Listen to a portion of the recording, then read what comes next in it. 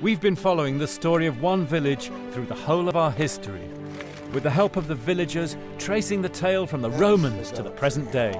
With the Roman road disappearing to the distance.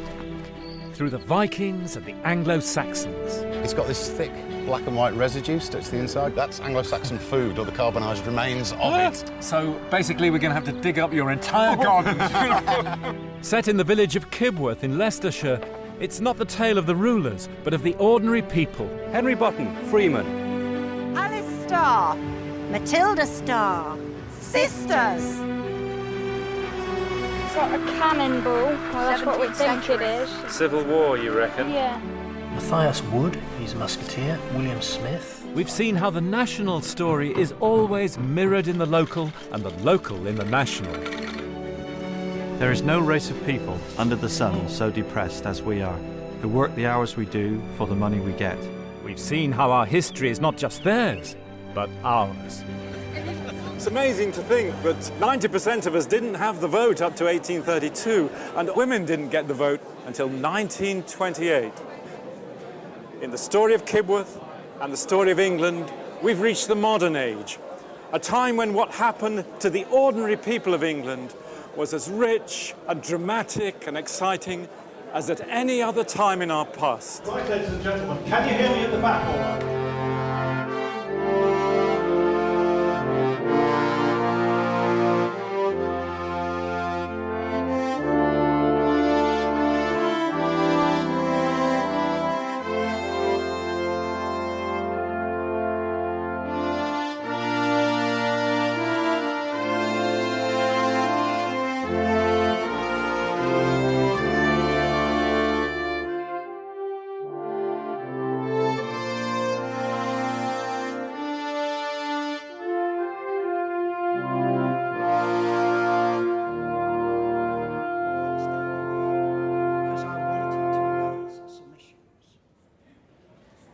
It's hustings night in Kibworth in the general election of 2010. I consider the Lib Dem policy. Which those rights would conflict, and where one could say... The right to vote is just one of the things we've gained in our recent history.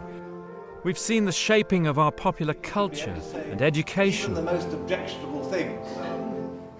The tremendous impact of the world wars. And the growth of our multicultural society.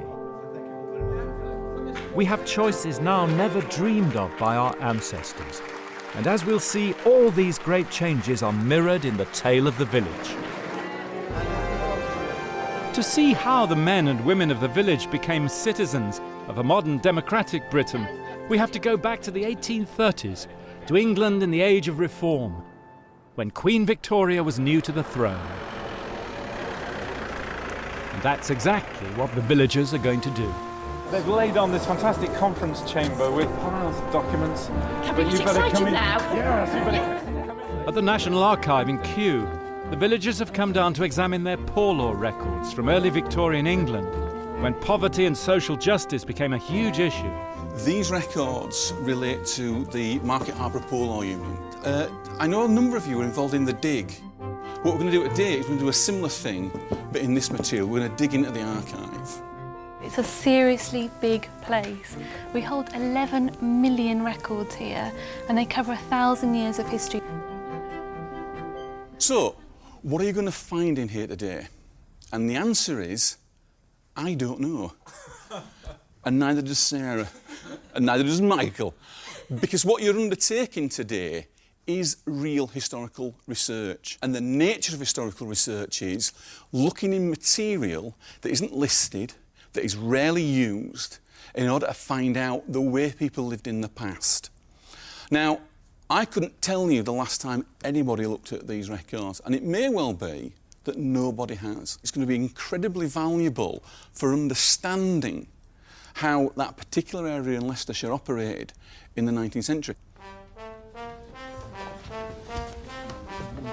Like Britain as a whole, the village was changing fast at the start of Victoria's reign, with industrialisation and the rapid growth of transport and communications.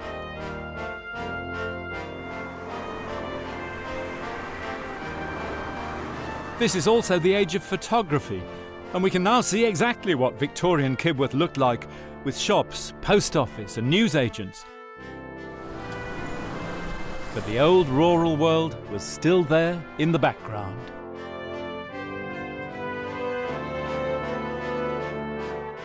The Victorian age was one of the greatest periods in our history, when the influence of our language and culture, our institutions and politics went out across the whole world.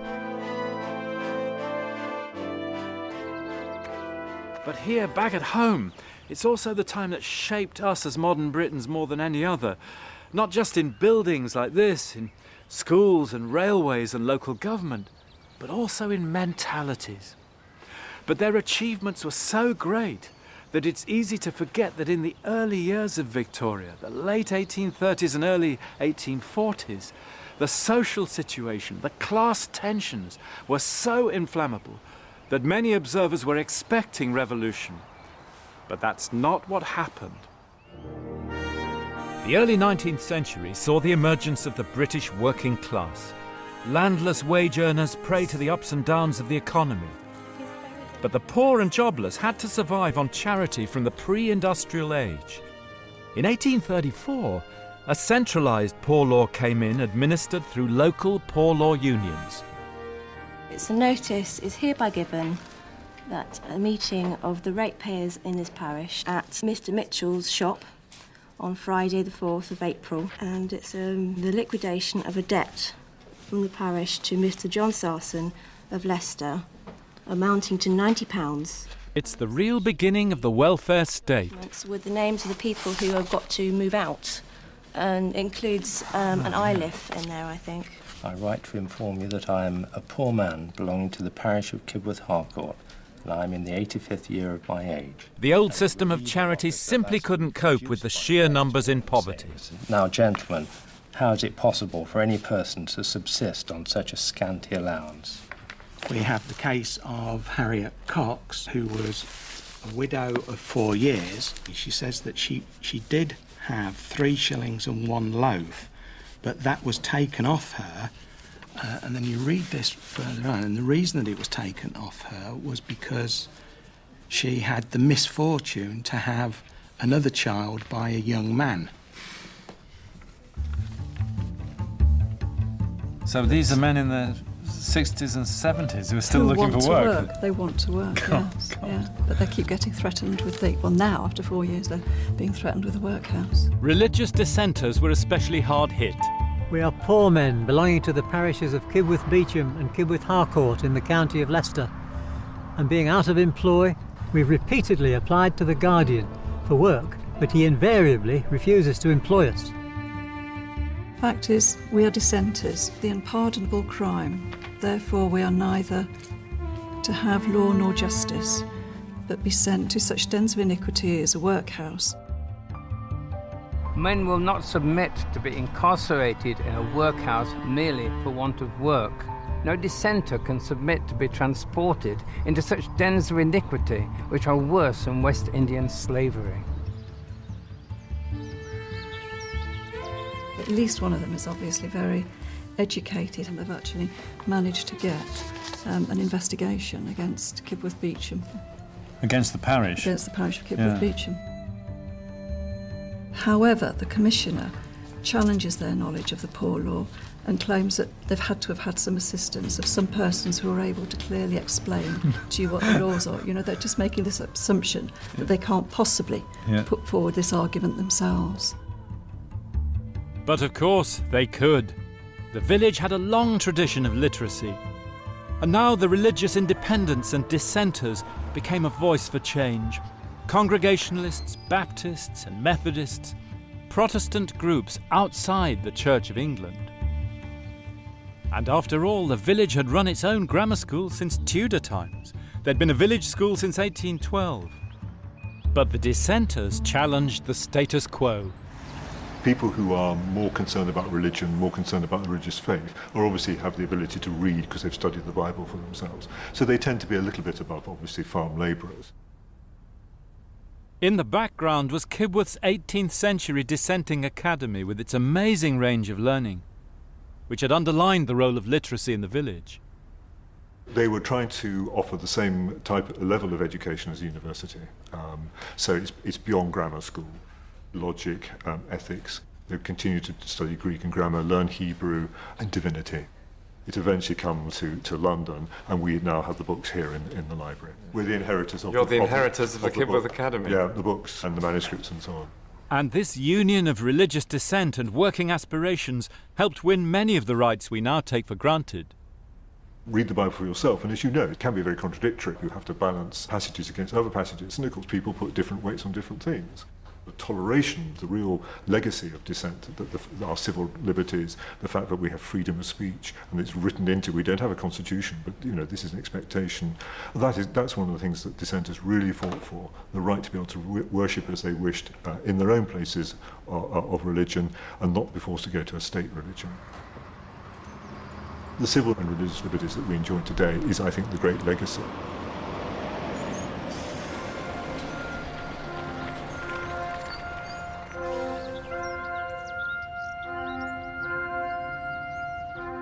Rights and duties begin in childhood, and the Victorians redefined what the British childhood was all about. At a nearby stately home, the children from Kibworth Primary School are going to get a taste of what life was like for young people back in Victoria's day. So you can't possibly... And as you'd expect, the Victorian ruling class wanted to raise a workforce who knew their place.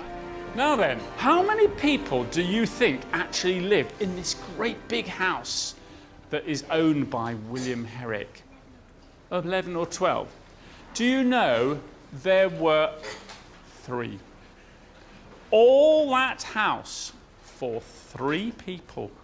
In a house like this, you need to have lots and lots of people looking after it. There's no way that William Herrick is going to be looking after his house. That's what you people are for. And this afternoon, you're going to be in the cellars applying for a job as a servant at Bow Manor Hall.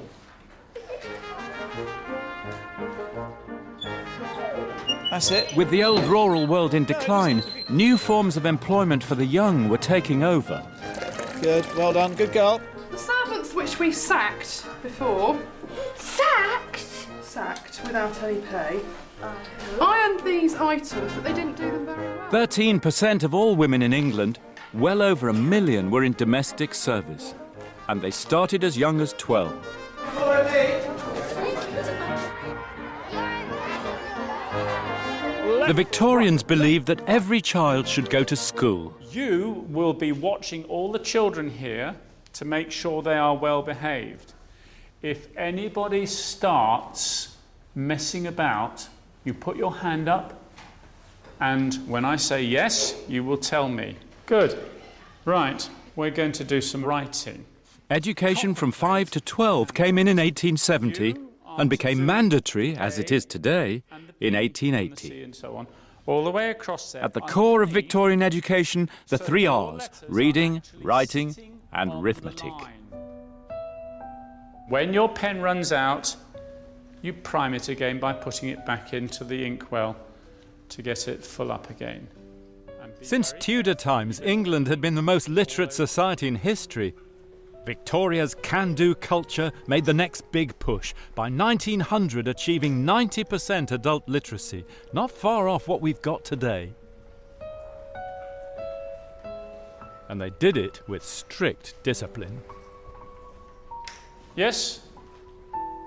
Slouching and talking. Slouching and talking when I had my back turned. It's easy to think they were just like us. But they weren't. The cane. Hold your hand out. I don't want you to get any blood on your right hand, which you're going to write with. Are you ready? Missed. Aren't you lucky? Go and stand where you were before you came in. Second row. In fixing the school age and making schooling universal, the Victorians, in a sense, invented modern childhood. The dog wants a bone.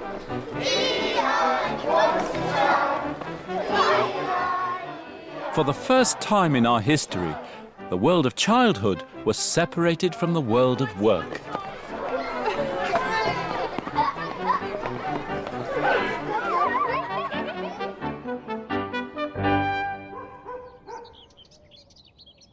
Now, Kibworth in Victoria's day was still a rural place.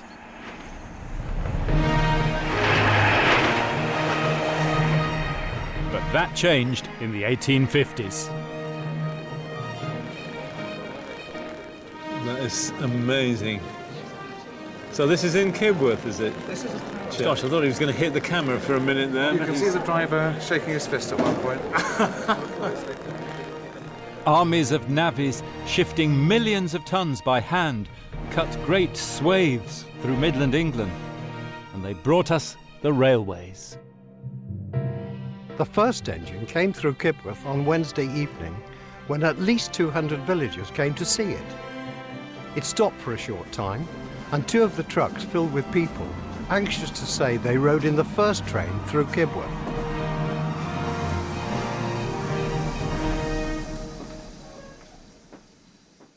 It was formally opened in May 1857, the very moment when far away in India the British were fighting their terrible war against what they called the Indian Mutiny. Kibworth would be changed forever. No community was isolated now, and the speed up of communications would help build a national culture for the first time.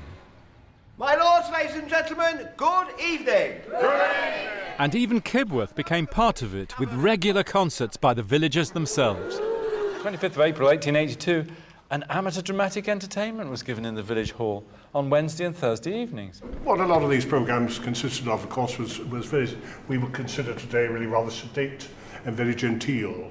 It was the kind of entertainment that the vicar would very likely introduce and may even do a genteel turn or two himself. What used to come around the professional entertainment were very family orientated. You get a man and his wife and their children, and they would go around the country. And with the spread of the railways, it was much easier for people to travel. So you could have like Harry Clifton, who was a very celebrated songwriter, and his wife was Fanny Edwards, who appeared in the village hall here on the 16th of February 1874 to give an entertainment. She will be assisted by 6 other artistes of superior ability, and the different characters will be represented in appropriate costumes. Gosh, what a fun evening that sounds. Does anybody have any ideas? So as another piece of historical research, we asked the villagers to reenact a Kibworth Victorian concert. I'll do a song of Twilight. Just a song of Twilight. That's the one. Do you have the music for it yourself? At home, yes. You've got it? You've got the music? Yes. What a pro. Once in the dear... No. Once in the dear dead days beyond recall, when on the world a mist began to fall. Lovely. Everybody? Just a song at twilight. These village shows were infused by the Victorian middle class ethos. It was a received culture, sentimental and moralising.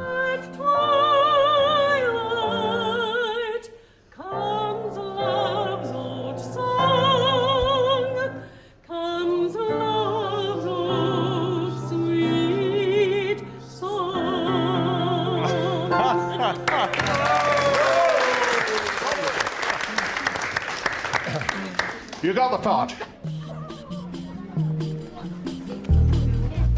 But the villagers appear very differently in a contemporary portrait of the community by Kibworth writer Francis Woodford. The first house in Kibworth Harcourt, nearest to the north gate of the church. Which house do you think that is? This one here, yeah? 27 was lived in by Mr. William Thompson, who was a builder and a stonemason, who had a workshop and a stables between the house and the church wall, which is there. Do you think this would have been a house of a rich person or a poor person? Quite rich. Well done. Woodford describes a rural village on the cusp of the modern world. Like Dickens, his characters are often eccentric and larger than life. But Woodford's people are all real. John Collins, the blacksmith, was a very clever and curious man. He made almost all his own furniture. His chairs and table legs were made of iron. He covered the soles of his boots with steel plates. Their clatter on the cobblestones always gave notice of his approach.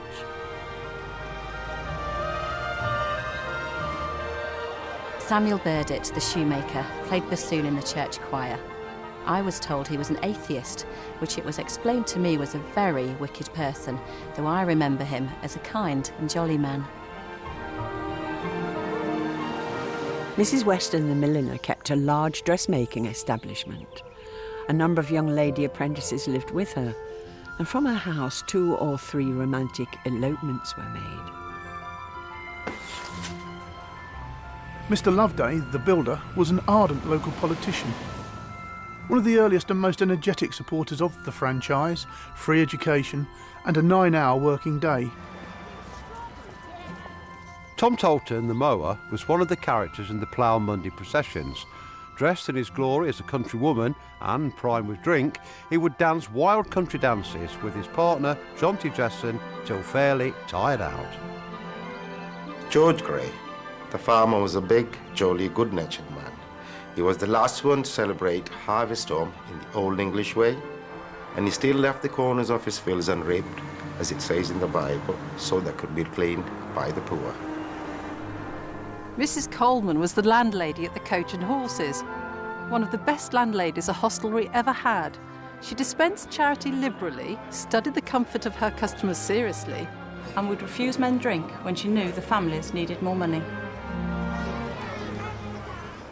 Look this way! We went on the Kibworth Victorian Trail. 3, 2, 1.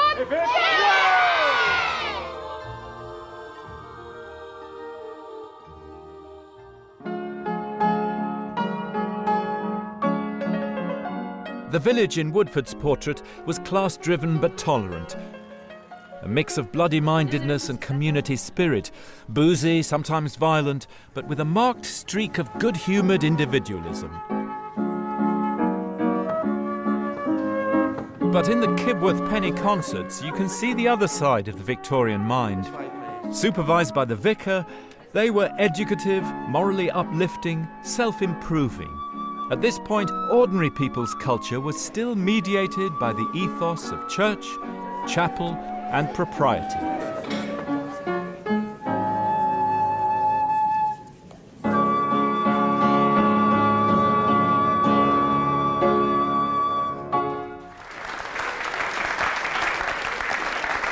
Ladies and gentlemen, as your vicar, it falls upon me to bid you all a very warm welcome to what I am sure is going to be yet another delightful evening of wholesome, rational entertainment.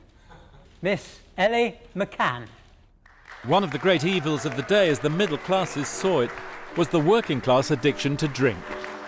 So will you listen a moment? I've something important to say. My mother has sent you a message. Receive it in kindness, I pray. Please sell no more drink to my father. It makes him so strange and so wild. Heed the prayer of my heartbroken mother, and pity the poor drunkard's child. Heed the prayer of my heartbroken mother, and pity the poor drunkard's child.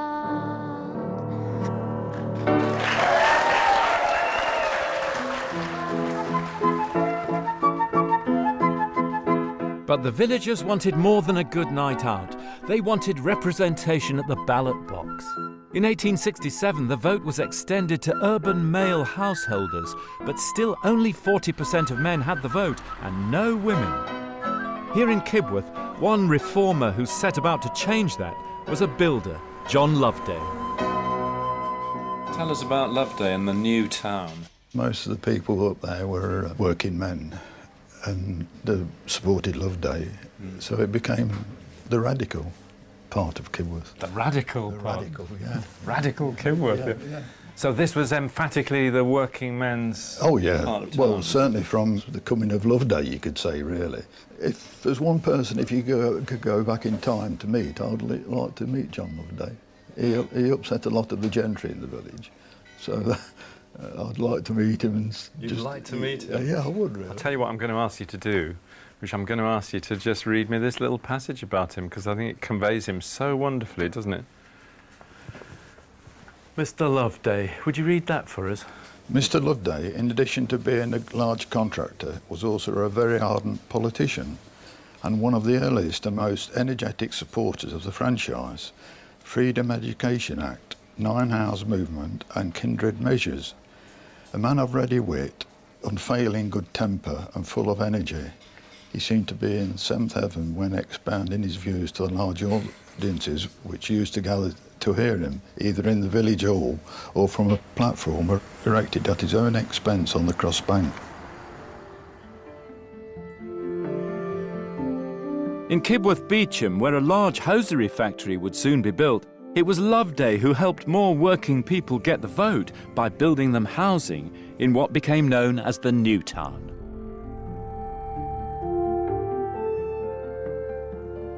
So this is some of the early housing then, is it, Philip? Beaconsfield Cottages, 1877. Good morning. Don't mind us admiring your house, do we? Lord Beaconsfield was Benjamin Disraeli, the Conservative Prime Minister. Beaconsfield was built by the Conservative Association. By that time, the Conservatives realised that there was losing votes by getting all these working class in the villages. So there's votes in it. If you're a householder, you can vote. Yeah, you're a householder, you can vote. And there's Gladstone Street, yes. Behind quiet Kibworth suburbia, you suddenly see raging 19th century political battles here. So even in the streets of Kibworth, you can see the story of industrial England. There was a factory at the back of this house there. You can see it from Dover Street. Yeah. And then the Morbys who lived in this house here, next but one, Andal Cottage. Cottage. Of course, you get Stonehenge opposite. The terraced houses up there are some of the early ones. Oh yes, yeah. That was Working Men's Club as it is today. Entirely different in, when it was built. These are all reasonably well-to-do working people. I would say so. Yeah. Oh, haberdashers, drapers, grocers, middle-class shopping habits coming to late Victorian Kibworth. Then. So Loveday began the modern expansion of the village. What, doubles in the Victorian era? More or less, yes. Yeah. From about, 2,500 for the 3 villages, really, up to about, 5,500, 6,000, what it must be today. Yeah, almost a small town. Well, yes, it is, isn't it? Yeah. And it begins here in the new town in the Victoria's day. Yes, and all brought about by Mr. Loveday again. By Mr. Loveday. Yes. Progress. The new workers' town brought with it a more earthy working-class culture. Good evening! And welcome to this cavern of... And a very different idea of a good night out. Now, I don't know whether you read in the paper recently, there was a survey done which showed that 50% of the married women in Leicestershire are unfaithful to their husbands. And the Archbishop of Canterbury, he wrote a letter to the other 50%. And do you know what he said, madam? Oh, didn't you get one? This was the entertainment that working people wanted. I just shot my dog. You shot your dog? Was he mad? He wasn't very pleased. Rumbustious and irreverent. That tuner tuned whenever he got an opportunity. And of course full of the great English double entendre. My fears and my doubts are forevermore left on the shelf. Because if ever our instrument gets out of tune, I can sit down and tune it myself. Hankies at the ready, gentlemen. and songs that were the soundtracks for our great-grandparents' lives. Surely Kipworth's answer to Mary Lloyd, none other than this clear giving! Now if I were a duchess and had a lot of money, I'd give it to the boy that's going to marry me. But I haven't got a penny, so we'll live on love and kisses and be just as... When they celebrated Queen Victoria's 60th Jubilee in 1897, the people of Kibworth, like those of Britain as a whole, at least most of them, had shared in the material benefits of industry and empire. And by good luck and good judgment, England had avoided revolution. But other trials lay ahead.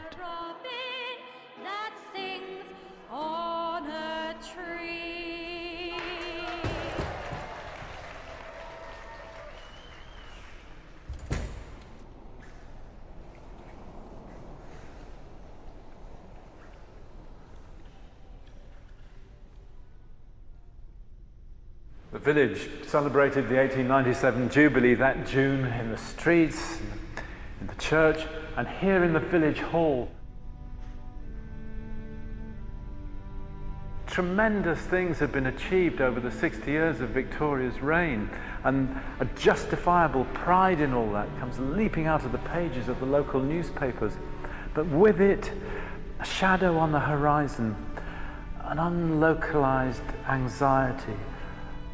The century was coming to an end, the reign clearly coming to an end soon, and a sense that progress, perhaps, was no longer assured. In 1905, a march for the unemployed from Leicester to London came through Kibworth. Working people had found their own voice now. And they had their own heroes. And none more so than the proletariat of the proletariat, women, half the workforce in the industrial age as they'd been in the 14th century. In 1905, still less than half of men had the vote, and still no women. The response was the women's suffrage movement, the Suffragettes. The Women's Library in London, the greatest collection of women's history in the world, holds many of their records. The Suffragettes united middle-class and working women all over the country. And they even drew women from our village, like Nellie Taylor, who lived in Smeaton, Westerby. Nellie was from a very respectable background. Her father had been mayor of Leicester twice, but somehow she was drawn into the women's movement in Leicester. Probably swept in because there were so many meetings in Leicester. It's estimated that about 70% of women in Leicester were working.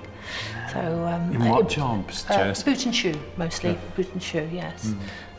So I think they came to Leicester a lot because they saw it as a fertile ground. On March the 4th, she went out with two others from Nottingham and took a very circuitous route to Sloane Square, trying to throw off the police following her, and eventually she took out a hammer with the other three women, smashed a post office window, which was about 9 foot by 6. That must have been quite impressive, and was arrested for that. This letter's just written on March the 7th, just after she'd been put on remand, and she's talking to my dearest Tom and my precious children. I felt rather bad the first day. I think it was caused by the effort to bring oneself up to the point of breaking a window at all. She goes on to say the clanging of the iron doors and the sound of keys that lock you up in cells, which are dark, and this one has no window that opens at all. Women of a certain upbringing, as these women were mainly, I think it was a great shock to the system. The only comfort came from the fact that they were with each other. You know, a lot of the letters from the suffragettes in jail referred to this camaraderie, and the fact that, you know, having Mrs. Pankhurst there a lot of the time really cheered their spirits.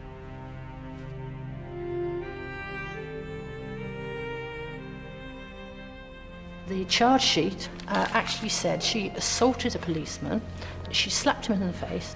Nellie categorically denied this. She said it was beneath her dignity to slap anyone in the face. Looking at the effect of the First World War, Did the suffragettes make a difference, do you think? I think it suited Lloyd George to pretend that, women have been working hard in the First World War, and it sort of soothed his ego to take that. But of course, I think it's, it wouldn't have happened without women making sacrifices like that, I don't think. The struggle of British men and women for the vote was put on hold by the First World War.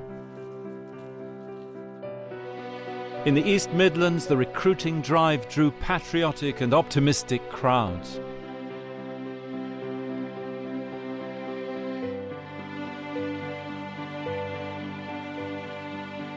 The first Kibworth volunteers had grown up together, played cricket together. The Iliffs, Bromleys, Holyoakes and Colemans had all been in the village since Tudor times. The war fought by communities on whose solidarity the government could depend. He was called Harold Bromley, and he was wounded at Ypres. We went out about the end of March 1918, and our position was on the banks of the La Bassée Canal. I was one of 4 who had to fetch rations up from the Limbers that first night, and what a night. At about midnight, the Germans put up a heavy barrage. It pounded our trenches, and behind a smoke screen and with gas overcame the Huns in their thousands.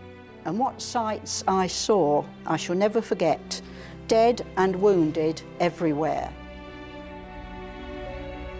The story of the boys from Kibworth, of course, can be repeated in any place in Britain. The first to die was Bertie Pell. For the first time in the history of Kibworth, a military funeral has taken place in the village. On Thursday afternoon, upwards of 2,000 people assembled for the interment of Private Bertie Pell, aged 20. Bertie was a typical Kibworth boy. The grammar school, a footballer, chorister at St Wilfrid's. Wounded once, he'd gone back to the front and was killed 3 months later. People that lived in the same village or the same street quite often joined up together. It's bad enough seeing anybody killed or injured. If it's the people that come from your town, your area, your friends, that would have really taken a terrible toll. My great-great-great-granddad, Walter Holvey, who fought on the Somme, and all I know that he was sent over the top and was killed instantly.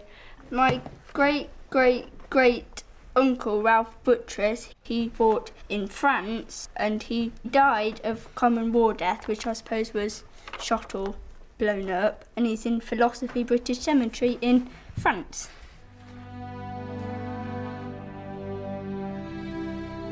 They gave their lives for our freedom, so we could live free.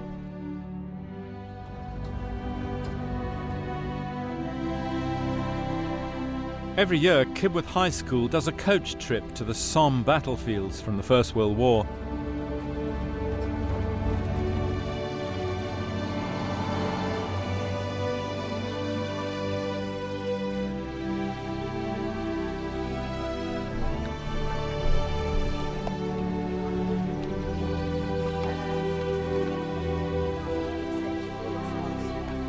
This is a photograph taken by Godfrey Malins, and it's where you're sitting now.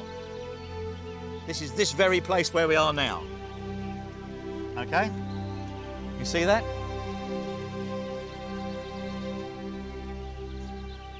I'm sure there was a smattering of 15-year-olds amongst them, only a year older than some of you people, and they thought exactly the same as you do. How do you think you would be feeling at this time of the morning, maybe 4 o'clock, 5 o'clock in the morning, waiting to go over the top at 7:30? How do you think you would be feeling as individuals? Scared. Anyone who says he's not scared is a liar. For a young machine knitter, it was a long way from Johnson & Barnes's hosiery factory. In you come. Over you come. Well done, James. That's good. Here's a man from Kibworth ready to fight in the Leicestershire Regiment. First World War bayonet, the real thing. This bit here is known as the blood gutter. That's its official name.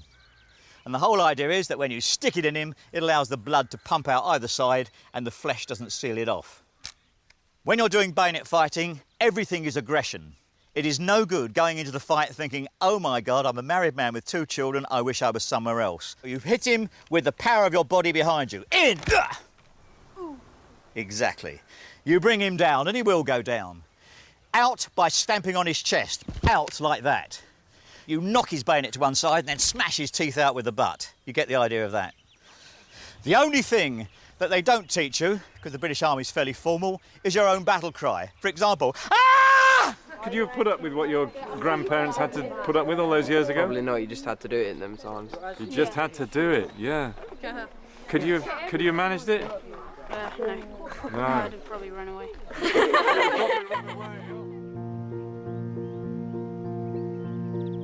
40 village boys were killed between 1914 and 1918. The tale of just one village during the war to end all wars.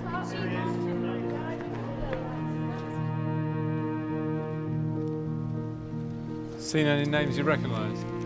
I found my body. Yeah? Waldron. Where? Just there. It's Waldron EJ. Waldron EJ? Yeah, just above Walker, Wellington. Oh yes, yeah. And did you know you got a family member here? Yeah, I was looking for him now. No, so that's him. Yeah, must be.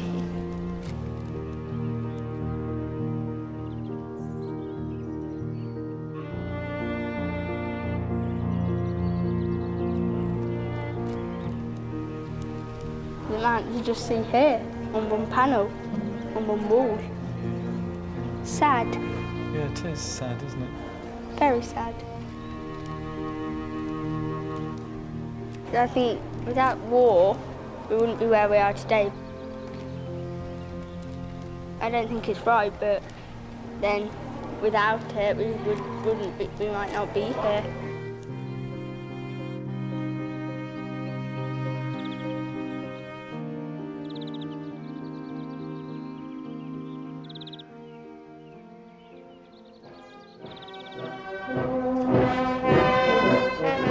In Kibworth, they still commemorate the dead every November on Armistice Day, led by the brass band, some of whose members died back then.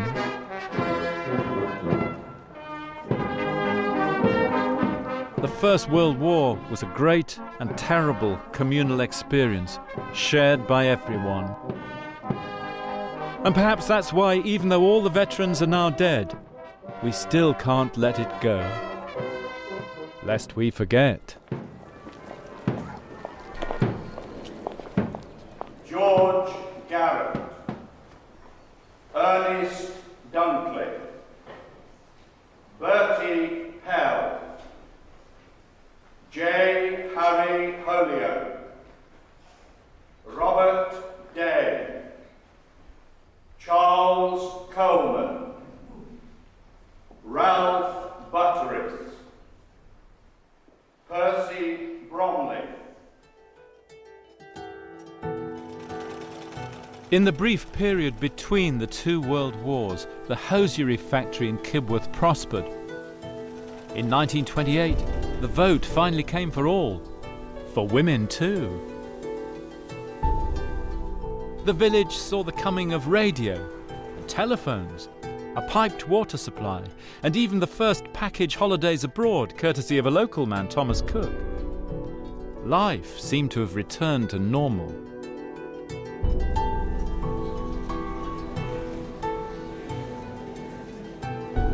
But Hitler's war was on the horizon, and in the Village History Day we came up with 2 of the most gripping documents in the whole of the village story. Oh, this is wonderful. Look at this. Air raid precautions. Is that the one with the telephone numbers on? It's March 1939. Yeah. So this is before...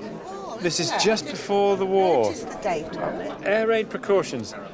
Kibworth, Beecham, Kibworth, Harcourt, Kibworth, Smeaton, Westerby. Telephone number 38. Who's got number 1? Isn't that fantastic, hey? Oh, yes, more telephone numbers, all of them. Mrs. Norman is 31. Evans's house in Smeaton is number 2. So these are the warden's posts then, aren't we? And there's a first aid point in the village hall in Kibworth. Dressings at the pharmacy, first aid parties, ambulance drivers, auxiliary fire. This morning, the British ambassador in Berlin... And now the story of the village finally enters the realm of living memory. I think everybody was listening to the wireless that morning. Unless they were prepared at once to withdraw their troops from Poland, a state of war would exist between us. We knew that there'd been negotiations with Germany and Herr Hitler, and that things had gone a bit wrong, and the government gave them an ultimatum. I have to tell you now that no such undertaking has been received, and that consequently this country is at war with Germany. We were playing upstairs, and I remember Mother coming upstairs and saying, "There's a war on, so things are going to be difficult from now on." That was it. She was very straightforward. It was quite a shock, even though we expected it. I don't think we really thought it would happen. And my mother said to Dad, "Thank God we had the girl first." Now, she thought that if it didn't go on for long, the boys wouldn't be old enough to go fighting. One went in the RAF air crew, and the other one went in the Navy, and did several years. Children had been evacuated to the villages. It was over a year, nearly 2 years before they started bombing seriously. So half these children had gone back again. Like the little boys said, there's far too much sky in the country. I didn't like the sky.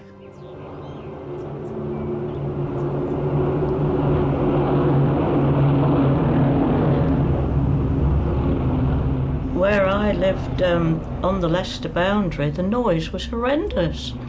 So you couldn't get any sleep, the bombs were falling, then you'd hear another wave of bombers coming, and we knew they were German bombers by the sounds of the engines. Kibworth was on the line of the massed German air attacks on the Midlands, the Black Country, and on the 14th of November 1940, on Coventry. A friend of my father's, he came to see that we were all right, and I remember being carried up into the garden in my nightie by him to have a look at the sky towards Coventry, which was absolutely red.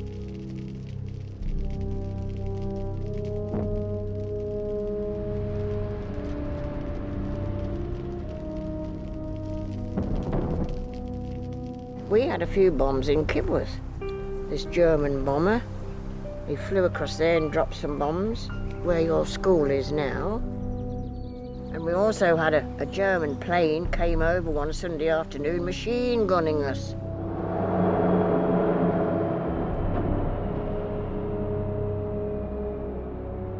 He was flying so low you could see the swastikas on his plane. He flew round the village with a machine gun.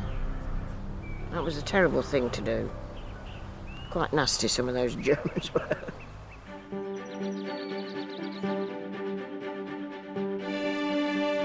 Here in Kibworth, as across Britain, the countryside was mobilised, and especially the land girls. These groups grew up. I think they did in every village and town. Little groups of people who were ready to work if need be. I think that's one way how we got through it all. Rose Holyoake drove tractors. Betty Ward milked the cows.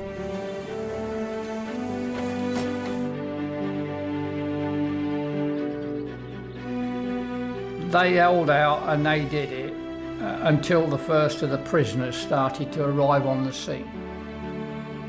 2 of them stayed at the farmhouse along the road.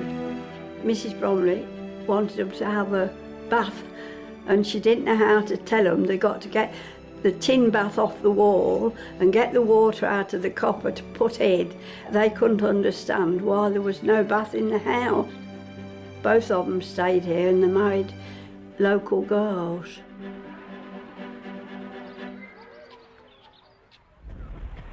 Hello, Marjorie and Sheila, also Mother and Dad.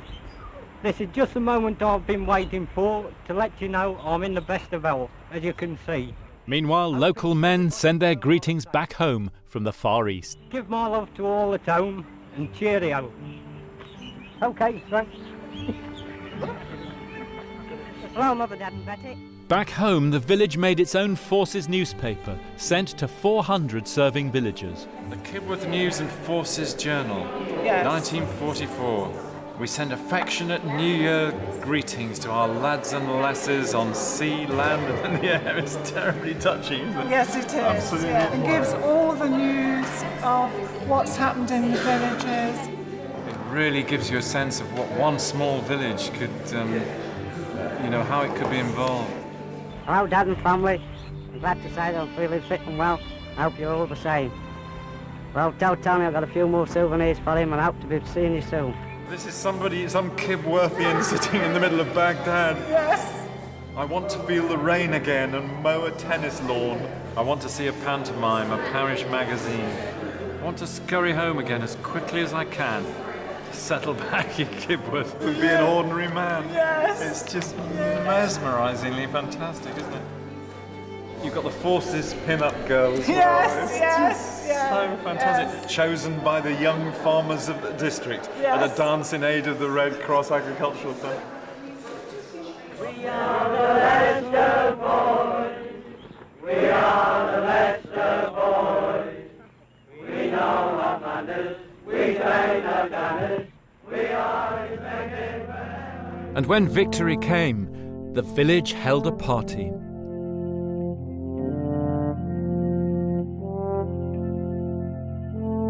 Like everybody else, they wanted things to change in post-war Britain. In 1948, Kibworth got its own Homes for Heroes, the latest council houses. But I can't begin this conversation without showing you this picture of a man of action here. And this wonderful picture, which looks as if it's a still from one of those romantic wartime movies. It's a We'd blank been page. married the day before. You'd been married the In day Belgium, before. Yeah, yes. I was in a forward unit doing reconnaissance, and we outstripped the fighting men. There was a few army there, but not many, and we decided not to go any further. It was getting a bit dicey. Yeah. So I went to this cafe, which her parents kept, and that's how we met. We got married in Belgium. Yeah. And we were there for another few days, and then you brought me to England. That's it, yeah. In an Air Force plane with a bucket for a seat. So how did you feel, Maria, when you walked in for the first time to your new house? It was a bit rough. It was a bit rough. They'd gone up fairly quickly and they hadn't been all that careful with the painting. We had to do a lot of work. But we were getting houses, you see, and a lot of other people weren't. So we were quite satisfied with what we had. We were happy. Living room, pantry, hall, bathroom, 3 bedrooms. So that was quite nice. Yeah.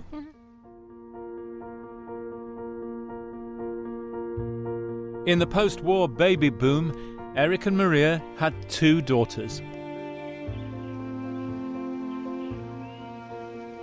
She was a baby and used to put little mittens on. It used to be cold and nearly frozen in the morning. The ice actually forming on the inside of the bedroom windows. Yeah.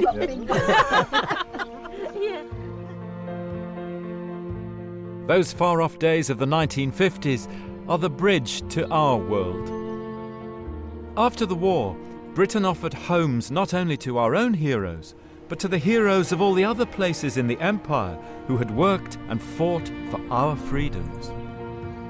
Today, nearby Leicester is the most multicultural city in Britain, and perhaps in the world.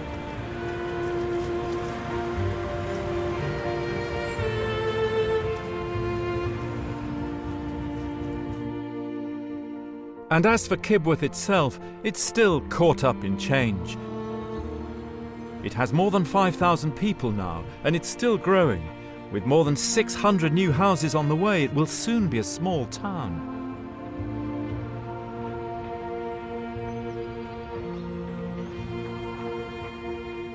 There'll be new problems, no doubt, but new people to help solve them, as there have been through the whole of its story. We're originally from the Punjab area of India. I was born in Leicestershire. I've lived here all my life. My father came to Leicestershire in 1938, and my grandfather first came to Leicester in 1919. He was actually a door-to-door salesman, but he wanted to travel the world, so he decided to travel the world, and that's what he did. And he ended up in Leicestershire? And he ended up in Leicestershire. It's absolutely terrific.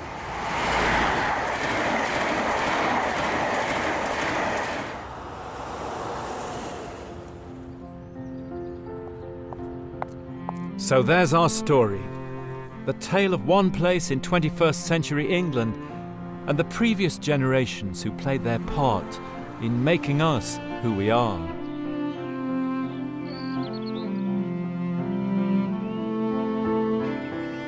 Having spent the last year here, it seems to me that Kibworth is an ordinary place, realistic and down to earth. But like thousands of others in Britain, it's a living testimony to the way our communities have crystallised over time. A pointer to the way deep-rooted ideas and habits are transmitted over long periods, persisting like a current just below the surface of history, unseen, but still moving things along. And looking at history through the eyes of one community over time, it becomes obvious that identity doesn't come from the top down at all. It's not fixed, safe, or secure, for it is reshaped by history and culture, always in the making and never made. But it is the creation of the people themselves. Thank you so much for coming. I'm just so amazed how many people you know now here. In autumn 2010, we invited the villagers to the Coach and Horses to bury a time capsule. Voice sensitive or something like that. Very futuristic. Yeah. Very futuristic. I've got a mug from Kibworth Church. I'm going to bury it in the time capsule. Now that parish church has been there for hundreds of years, I suppose, when they opened this time capsule in hundreds of years. Yeah, probably still be there. You've said it. The one is the village street of Westby Village photograph. September 2010, and it's signed by us all. Gosh, only archivists could have dreamt up something so wonderful. If people learn anything from it, from our point of view, is that they can do it in their local record office. Yes, exactly the same thing. Now, why did you choose The Simpsons? I don't think it'll be on when we open it. Not like in 500 or 1,000 years. Yeah. And so, with The Simpsons, and the mugs and photos and school timetables, they buried the time capsule in the pit where, on the first weekend, we'd found part of an Anglo-Saxon bone comb. For the people of the future to find, just as we had found the people of the past.